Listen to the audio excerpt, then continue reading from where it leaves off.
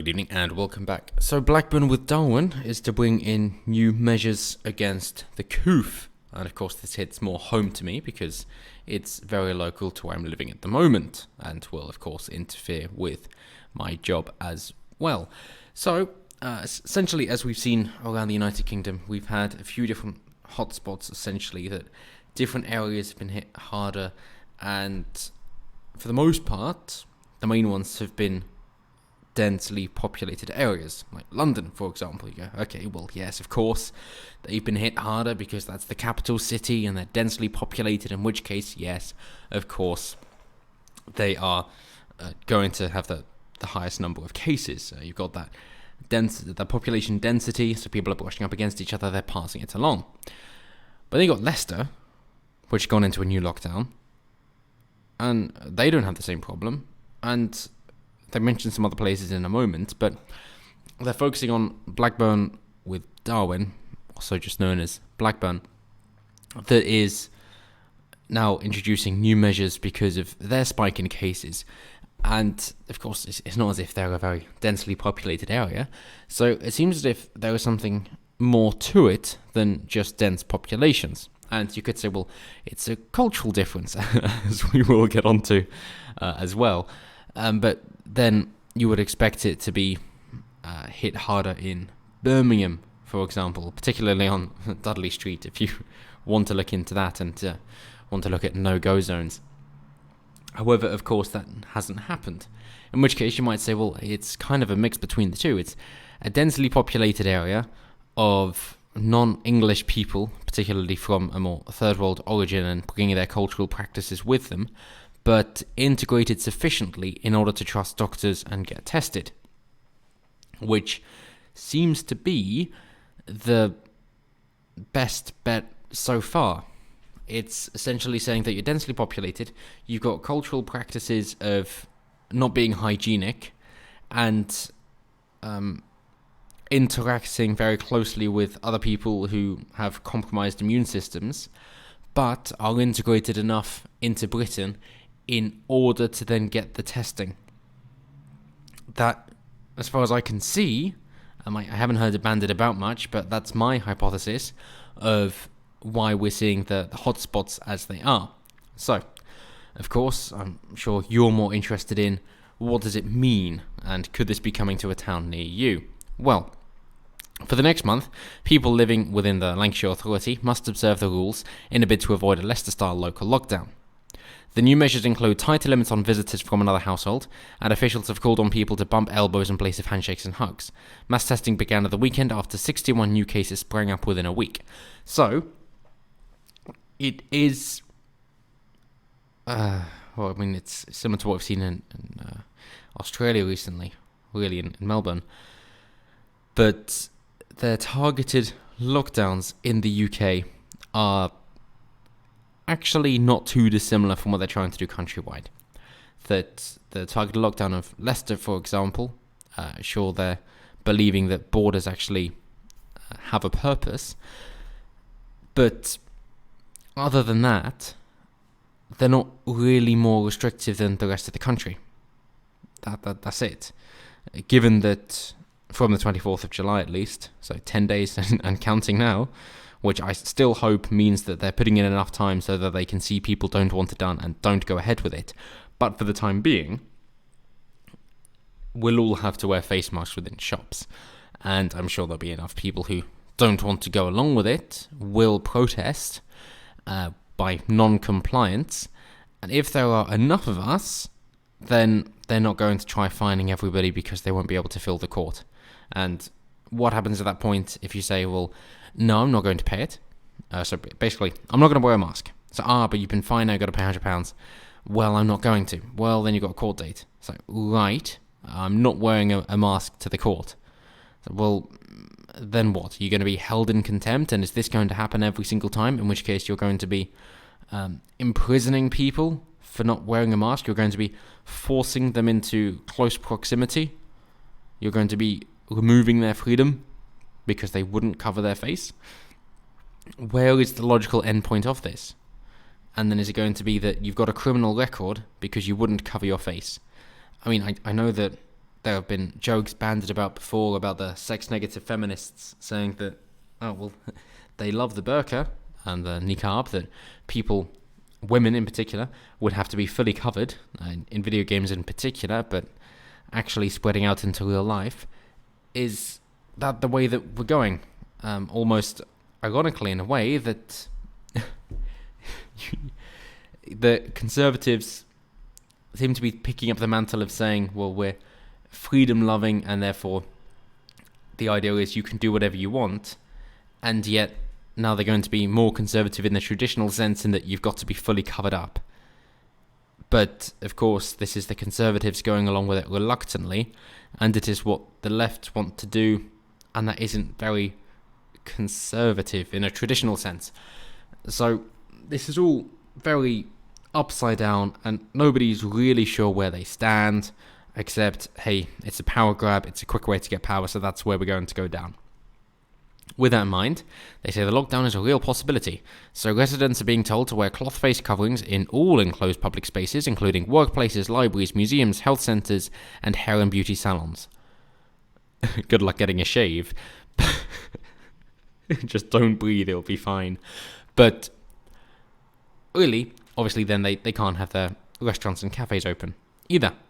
Blackburn with Albans Public Health Director, Professor Dominic Harrison, also called for people only to bump elbows with anyone outside their immediate family. He said public protection advice for small shops was being stepped up to ensure social distancing was being observed. Targeted testing is taking place in the borough, and residents have been told they do not need to have symptoms to be tested. These steps will help, and we are appealing to everyone in Blackburn with Darwin to follow them to protect themselves and their loved ones. If we don't, a local lockdown like in Leicester becomes a very real possibility. Well, at this point, as we know, that we don't want the cure to be worse than the problem. And just like here, where they're suggesting we don't want to go into an actual lockdown, therefore we've got to lock down? I mean, surely there's got to be some sort of breaking point, at which point the majority of people will go, no, I don't actually want to live like this. I would rather not live than have to live like this. In which case, I'm not going to. I would much rather face the consequences, and I should be allowed to face the consequences of it, of my own actions. I should be able to decide that for myself. And I think there are two options from this. Okay, maybe three. But I'm very, very much hoping for the second one. So the first is to say, well, okay, the government will say, fine, we'll relent. You can do what you want. You've got the NHS will have to cover you anyway. The second is, okay, you can do what you want, but you'll be held responsible for your own actions, in which case we can't have a national health service covering everybody if we can't tell you what to do. It's mass insurance, and therefore, because we have to cover everybody under the terms of the agreement, we're going to give you the agreement and enforce it, and if we can't enforce it, then you can't have a national health service. You're going to have to decide for your health service by yourself. And I'm so hoping that's going to happen. If the end of the National Health Service will be the result of the coronavirus, I would say it was worthwhile. And I'm sorry people have lost their lives, and I'm not saying that it was a sacrifice, that people gave the ultimate sacrifice for it. Not at all. I do not believe that the coronavirus is nearly as deadly as people are making it out to be. So I draw that as a non sequitur. Third is, well, hey, we're going to force you to pay for a health service, and we're going to force you to comply, otherwise we will remove your freedoms. And then, of course, you would have to look into prison reform, given the current climate and situations that prisoners have to live in, and the lack of nutrition that they get. And I know there are some prisoners who have a more of a cushy time, but trust me, a lot of them, especially in the higher security prisons, do not. And I think that if somebody's been sentenced for a finite amount of time, because they can get out at a later point, we want them to be rehabilitated.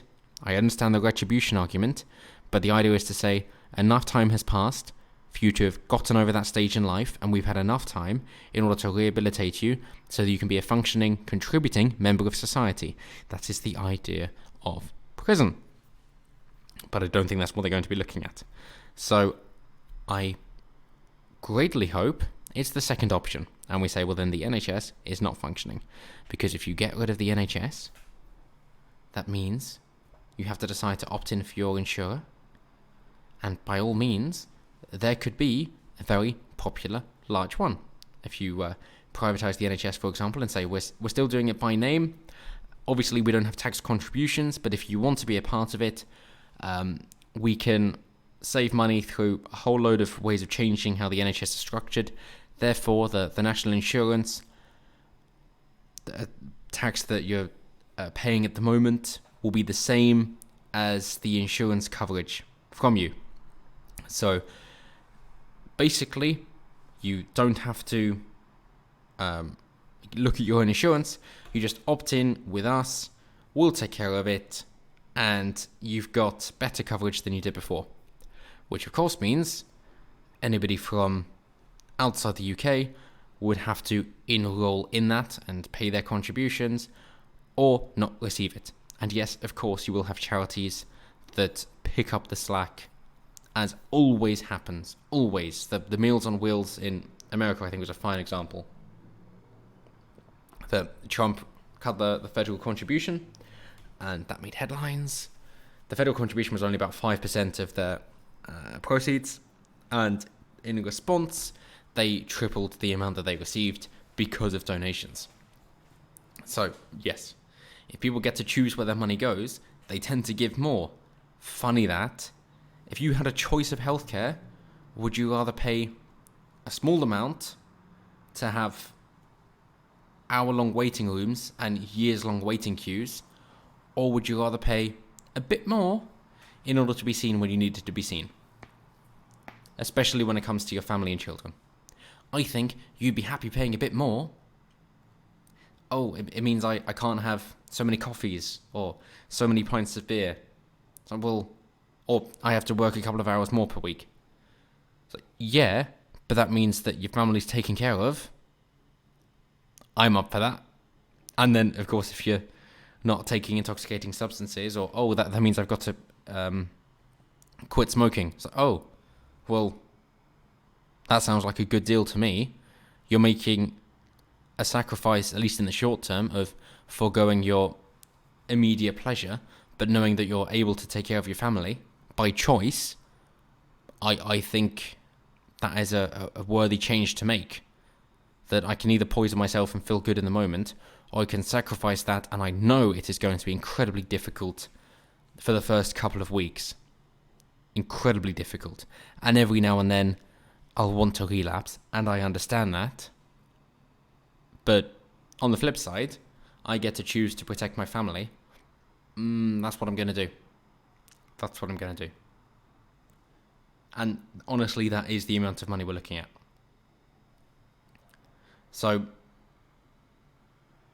it really comes down to you at the end of the day. But who knows if we're going to get to that point.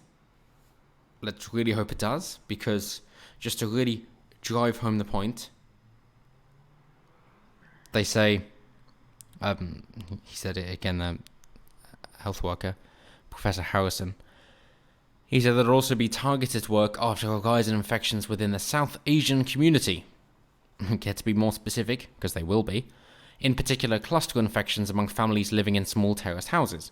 When one person gets infected in a multi-generational household, all the household members are getting infected. So, they mention how it compares to other areas. But the particular point here, for their diversity, information videos are being produced in English, God save the Queen, Urdu and Gujarati to spread their message in the former mill town. You shouldn't have to do that. You really shouldn't have to do that. Because not only does that mean that they can't be contributing if they can't speak the language of the country, but there is also an extra cost in order to make sure that they understand. So, really not necessary. I mean, you might want to say healthcare is a human right, in which case you're wrong, because someone else's right is your responsibility. But even if we say that, it's like, okay, cool. As we're in an English country, English-speaking country, that's the language we're going to use all the time. And if you can't interact in that language, we can't help you. We shouldn't have to do extra work to accommodate you. Simple as that. But of course, council leader Mohammed Khan said the authority was working to spread the message that life cannot go back to normal just yet, and we must all make sacrifices to avoid a local lockdown. We are doing everything we can to get a grip on the virus, and we need everyone at Blackburn with Darwin to pull together to help us. Please continue to do your bit to stick to the rules to protect yourself and your family. Hardly a surprise there. And I think that the limitations on freedom, combined with being inside and having to busy yourself with something and learning about such issues, again, that immigration brings about, sirens again, what a life in Manchester, that I'm so hopeful that it'll become more mainstream, although, of course, it's trying to be censored to say that saying anything about people needing to speak English is racist and all that other horseshit. I think that that is actually the strong undercurrent. And I think it is getting to a great time for any more national, patriotic political party within England, within the UK, to rise up and capitalise on that before it's too late and a more foreign, particularly Islamic voting bloc takes hold. That if we can bring back a more patriotic response and be proud of the country of whose legacy we live in and wish to contribute to and continue to keep, or to try and get Britain back to be a pioneer and keep it that way because of the pride that we have in our country and our desire to contribute to our community and the generations, our ancestors before us, that brought us to the place that we are. If we can focus on all that positivity, all that greatness that made Britain great, then I don't think you've got to have such a worry about the Islamic voting bloc, because it'll be so uncomfortable for them to live here if they don't wish to assimilate, that they won't. And that's why, as Milton Friedman said, you can either have a national health service or mass immigration, but you can't have both. And so, if you want to be that charitable and trust the government to do things and have a national health service, then you can't have mass immigration. You just can't. People need to prove themselves before they move here. This is exactly the same as an individual who gives a load of things and can't say no and ends up feeling shit and used and depressed and unloved and underappreciated.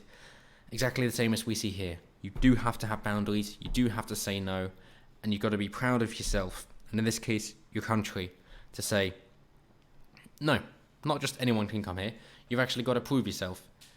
Being here in our community is something to be proud about and something difficult because it's fantastic. You've got to prove yourself first and show that you belong here. That's what you've got to do. Because we don't need you, but if you want to be here, prove yourself. But until next time, as always, have a good one.